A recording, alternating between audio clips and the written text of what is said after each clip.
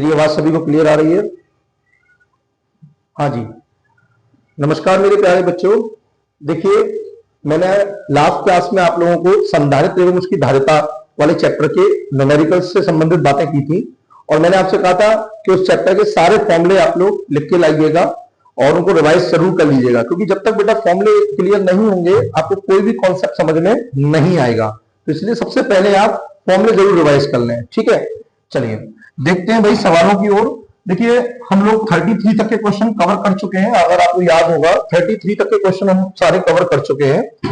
आज हम जो सवालों की चर्चा करेंगे वो 34 से करेंगे। कहां से? 34 से। तो सभी लोग 34 से क्वेश्चन देखेंगे और मैंने इसकी आपको पीडीएफ की लिंक आपको डिस्क्रिप्शन में डाल दी है, तो आप वहां से डाउनलोड कर सकते हैं। पूरी पीडीएफ आपको डाउनलोड मिल जाएगी। देखिए, क्वेश्चन नंबर 34 की अगर हम बात करें तो इसमें 4 पार्ट है बेटा। 34 में टोटल कितने पार्ट है? 4। बारी बारी करके सभी पार्ट्स की हम बात करेंगे। पार्ट ए की अगर मैं बात करूं तो पार्ट ए में साफ साफ वो क्या कह रहा है, प्लीज पढ़िए। वो कह रहा है निम्न परिपथों में ए व बी के बीच तुल्य धारिता ज्ञात कीजिए। कैसी धारिता? तुल्य धारिता। तो ए आपको दिखाई दे रहा होगा, बी आपको दिखाई दे रहा होगा, तुल्य धारिता हमसे पूछी गई है। आइए देखते हैं बेटा, सभी ध्यान देंगे। ये आपका पॉइंट ए है, यहां पर ये धारिता हो गई, इसके बाद ये बीच में धारिता दी है। मैं डायग्राम बना रहा हूं पहले।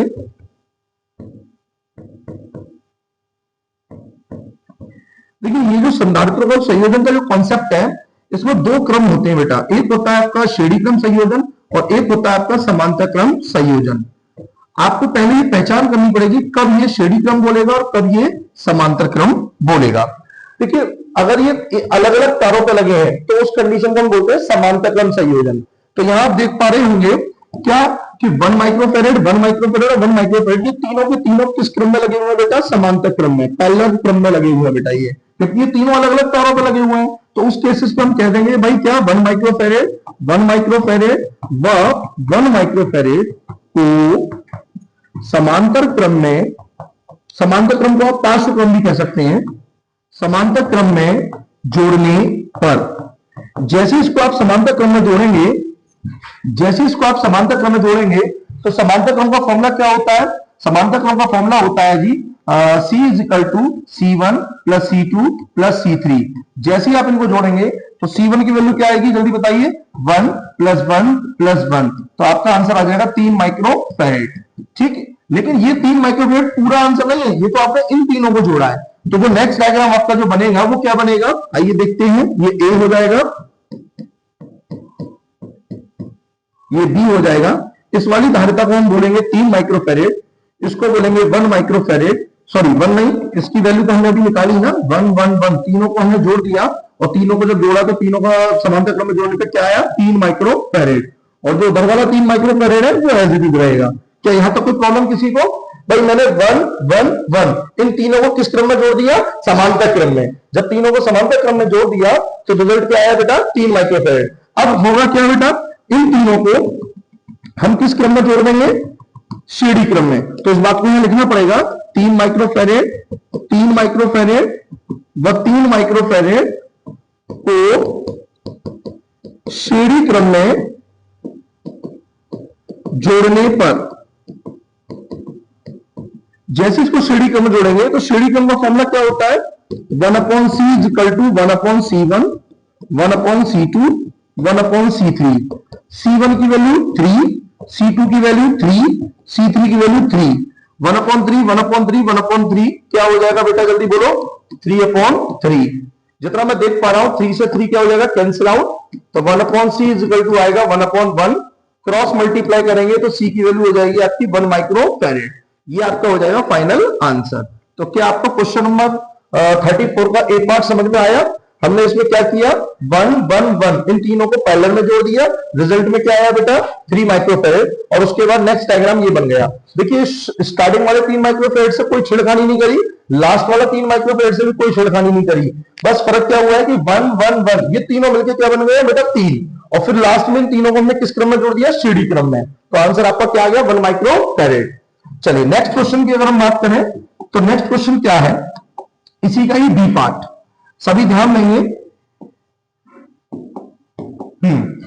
बी पार्ट क्या है इसका? तो बी पार्ट का डायग्राम बना रहा हूं मैं पहले। तो 34 का B part. B part simple है बहुत, डायग्राम में देखते ही पता चल रहा होगा आपको। ये ए, ये बी, ऊपर कितने कितने हैं, 2 माइक्रोफैराड का कंडेंसर है, ये 2 माइक्रोफैराड का कंडेंसर है, और ये 2 माइक्रोफैराड का कंडेंसर है। मैंने आपको क्या बताया कि देखिए संधारित्रों का जो संयोजन होता है वो दो प्रकार से होता है, एक श्रेणी क्रम संयोजन और एक समांतर क्रम संयोजन। श्रेणी क्रम में क्या होता है, दो संधारित्र एक ही तार पर लगे होते हैं, एक ही तार पर अगर कंडेंसर लगे हुए हैं तो उस केस में हम श्रेणी क्रम बोलते हैं। जैसे आप यहाँ देखेंगे कि ऊपर वाले जो आपको दिख रहे हैं ये 2 माइक्रोफैराड 2 माइक्रोफैराड, ये एक ही तार पर आ रहे हैं, बीच में कोई जॉइंट नहीं है यहाँ पर। तो उस बेसिस पर मैं कह दूंगा ये दोनों किस क्रम में, श्रेणी क्रम में। मैं इसको ओरली भी कर सकता हूं कि 2 और 2 को श्रेणी में जोड़ेंगे तो रिजल्ट क्या आएगा, 1, और फिर उस एक को इस 2 के साथ किस क्रम में जोड़ देंगे, समांतर में, तो आंसर क्या आ जाएगा, 3 माइक्रोफैराड। आइए देखते हैं। तो सबसे पहले मैंने इन दोनों को किस क्रम में जोड़ा, 2 माइक्रोफैराड व 2 माइक्रोफैराड को श्रेणी क्रम में जोड़ने पर, जैसे ही वो श्रेणी क्रम में जोड़ेंगे तो श्रेणी क्रम का फॉर्मूला होता है 1/c = 1/c1 + 1/c2। c1 की जगह पे आएगा 2, c2 की जगह पे भी क्या आएगा 2, 1/2 1/2 कितना हो जाएगा 2/2, 2 से 2 कैंसिल आउट, तो 1/c = 1/1, क्रॉस मल्टीप्लाई करेंगे c की वैल्यू आ जाएगी 1 माइक्रोफैराड। अब जो नेक्स्ट डायग्राम आपका जो बनेगा, ये 2 और 2 मिलके क्या बन चुके हैं बेटा, 1 बन गए, और नीचे का 1 माइक्रोफैराड एज इट इज रहेगा, इससे कोई छेड़खानी नहीं होगी, ये 2 माइक्रोफैराड से, और ये 2 और 2 मिलके क्या बन गए 1। ये पॉइंट ए, ये पॉइंट बी, अपने को निकालना क्या है, ए और बी के बीच तुल्य धारिता। तो तुल्य धारिता निकालने के लिए अब इन दोनों को किस क्रम में जोड़ेंगे, जल्दी बताओ मुझे, बताइए किस क्रम में जोड़ेंगे इनको, बताइए जल्दी। देखिए ये 1 माइक्रोफैराड और 2 माइक्रोफैराड ये अलग अलग तारों पर है, कैसे तारों पर है, अलग अलग तारों पर। तो ऐसे को हम क्या करेंगे, इनको समांतर क्रम में जोड़ देंगे। कैसे क्रम है, समांतर क्रम में। तो यहां लिखेंगे 1 माइक्रोफैराड व 2 माइक्रोफैराड को समांतर क्रम में जोड़ने पर, जैसे इनको समांतर क्रम में जोड़ेंगे तो समांतर क्रम का formula c = c1 + c2, c1 की वैल्यू 2 1 और c2 की वैल्यू क्या आएगी 2, तो 1 और 2 कितना हो जाएगा 3 माइक्रोफैराड। तो ये आपका हो गया इसका बी पार्ट का आंसर। आई होप आप लोगों को सभी क्लियर हो रही होगी बातें, बस शर्तें ध्यान रखिएगा, जब तक आप फॉर्मूले याद नहीं करेंगे तो थोड़ा बहुत आपको दिक्कत आएगी। तो इसलिए प्लीज बेटा, जो मैंने लास्ट क्लास में आपको फॉर्मूले लिखवाए थे उन्हें जरूर याद कर लीजिए, ठीक है। चलिए आगे की ओर बढ़ेंगे हम लोग, इसी का ही हम लोग नेक्स्ट पार्ट बात करेंगे, सी पार्ट। सी पार्ट में क्या कहा जा रहा है, पढ़िए सी पार्ट। सी पार्ट आपको दिख रहा होगा, ये पॉइंट आपका ए है,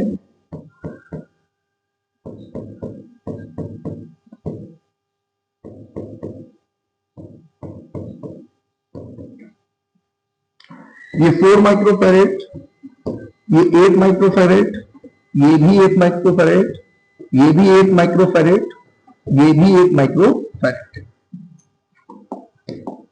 अब यहां आप देखिए ये दोनों एक ही तार पर, अलग अलग तार पर है। देखिए ये एक ही तार पर है, तो ये किस क्रम में जोड़ेंगे, जल्दी बता दो मुझे, श्रेणी क्रम में। किस क्रम में, श्रेणी क्रम में। अब सोचने वाली बात है, जब मैं इनको श्रेणी क्रम में जोड़ दूंगा तो नेक्स्ट डायग्राम कैसा बनेगा,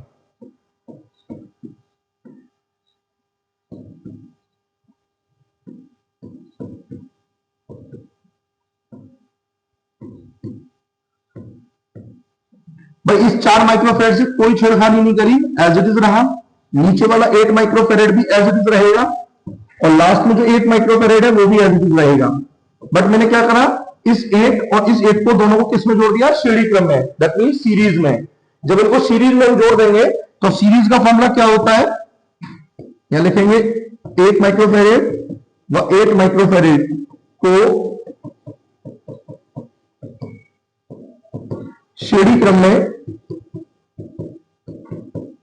जोड़ने पर क्या होता है फॉर्मूला श्रेणी क्रम का, 1/c = 1/c1 + 1/c2, यही होता है क्या।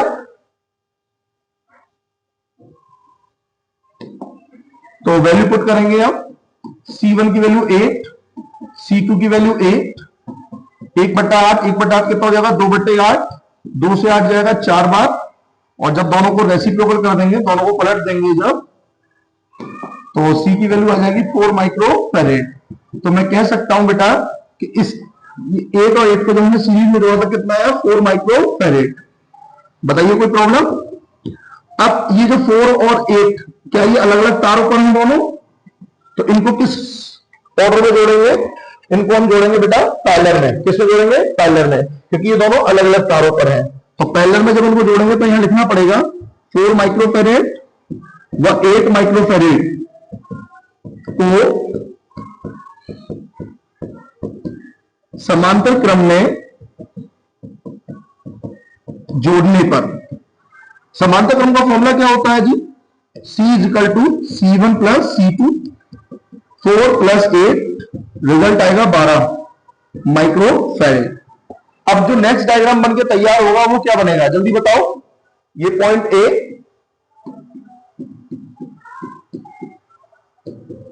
देखिए ये 4 माइक्रोफेरेड एज इट इज रहेगा, लास्ट वाला 8 माइक्रोफेरेड भी एज इट इज रहेगा। ये 4 और 8 मिलके क्या बन गए? 12। अब ये तीनों मुझे बता दो, एक ही तार पे अलग अलग तार पे, बताओ। ये एक ही तार पर है तो ये किस क्रम में हो जाएंगे? श्रेणी क्रम में। और श्रेणी क्रम का फॉर्मूला क्या होता है? 1/c is equal to 1/c1 plus 1/c2 plus 1/c3। तो वैल्यू पुट कर देंगे वहां पर हम, क्या लिखेंगे? 4 माइक्रोफेरेड, 12 माइक्रोफेरेड एंड 8 माइक्रोफेरेड को श्रेणी क्रम में जोड़ने पर, श्रेणी क्रम का formula 1/c is equal to 1/c1 plus 1/c2 plus 1/c3। Value put करने की बात हो रही है तो C1 की वैल्यू क्या आएगी? 4, C2 की वैल्यू आएगी 12, C3 की वैल्यू आएगी 8। एलसीएम आएगा इन सबका 24। 4 से 24 कितने टाइम जाएगा बेटा? 4 6 जा 24, 12 2 जा 24, 8 3 जा 24। जोड़िए 6 और 2 8 और 3 11/24। बोथ साइड पलट देंगे तो C इक्वल टू हो जाएगा 24/11 माइक्रोफेरेड। तो ये आपका हो जाएगा इसका सी पार्ट। क्या उम्मीद है क्लियर है? A B C. अब हम बात करेंगे इसका लास्ट डी पार्ट। तो डी पार्ट क्या है बेटा? डी पार्ट देखिए सभी, डी पार्ट में क्या बोला जा रहा है इसके? डी पार्ट में देखो,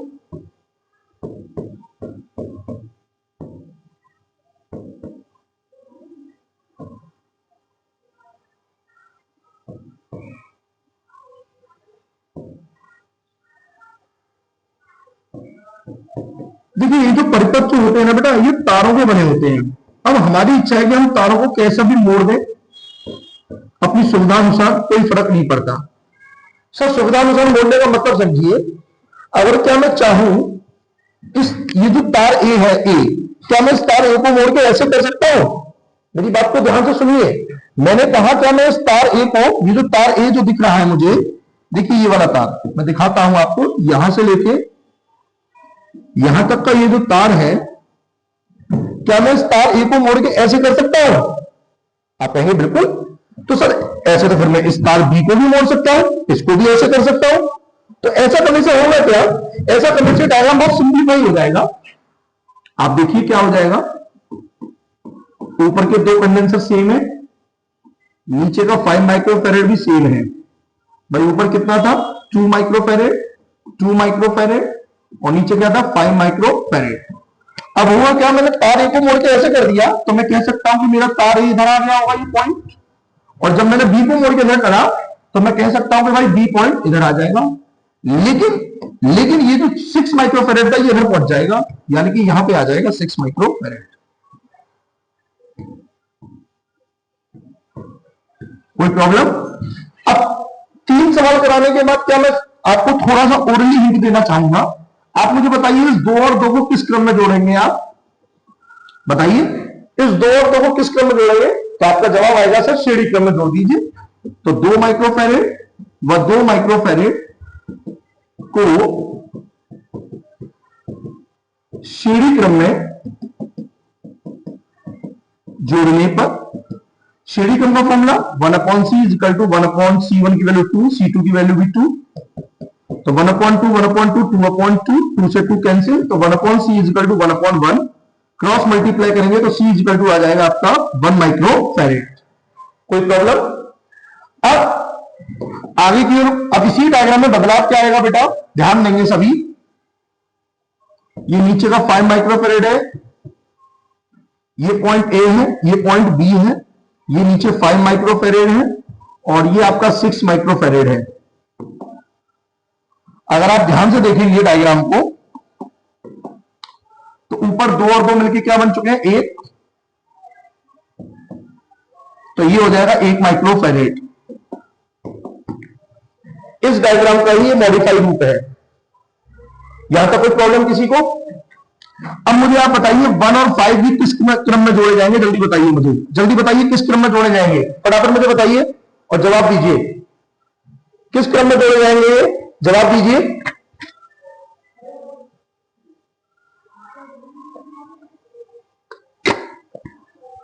किस क्रम में जोड़े जाएंगे? तो सुनिए बेटा, जवाब है किस तरीके समांतर क्रम में जोड़े जाएंगे। किस क्रम में? समांतर क्रम में। तो 1 और 5 को समांतर में जोड़ेंगे तो डायरेक्ट जोड़ दें, c is equal to c1 plus c2 यानी कि 6 हो जाएगा। 1 माइक्रो फैरेड व 5 माइक्रो फैरेड को समांतर क्रम में जोड़ने पर समांतर क्रम का डायरेक्ट फॉर्मूला होता है c is equal to c1 plus c2 यानी 1 प्लस 5, रिजल्ट आएगा आपका 6 माइक्रो फैरेड। डन। अब ये जो 6 माइक्रो फैरेड आपका जो आया है, इसको इस 6 माइक्रो फैरेड के संग किस क्रम में जोड़ देंगे आप लोग? ये जो 6 माइक्रो फैरेड जो आया है, इसको इस 6 के संग किस क्रम में जोड़ देंगे आप लोग? श्रेणी क्रम में। किस क्रम में जोड़ेंगे? श्रेणी क्रम में। तो यहां हम क्या करेंगे, प्लीज ध्यान दें, 6 माइक्रो फैरेड व 6 माइक्रो फैरेड को श्रेणी क्रम में जोड़ने पर श्रेणी क्रम का formula 1/c is equal to 1/c1 plus 1/c2। c1 की वैल्यू 6, c2 की वैल्यू 6, 1/6 हो जाएगा 2/6 और जितना मैं समझ पा रहा हूं 2 से बेटा 6 कटेगा 3 टाइम्स, तो 1/c is equal to 1/3। Both side पलट देंगे तो c की वैल्यू हो जाएगी 3 माइक्रो फैरेड। तो इस तरीके से बेटा आपके क्वेश्चन नंबर 34 का ए बी सी डी क्या चारों पार्ट क्लियर है? और अगर कोई डाउट है तो प्लीज मुझे कमेंट बॉक्स में जरूर बताएं, ठीक है। और बेटा एक बात और, आप लोगों को रेगुलर अगर इस वीडियो को अच्छे से देखना है तो प्लीज आप मेरे यूट्यूब चैनल को सब्सक्राइब करिए और बेल आइकन को जरूर दबा दें ताकि अगली बार से आपको वो वीडियो डायरेक्ट आपके यूट्यूब पे पहुंच जाए, ठीक है। धन्यवाद।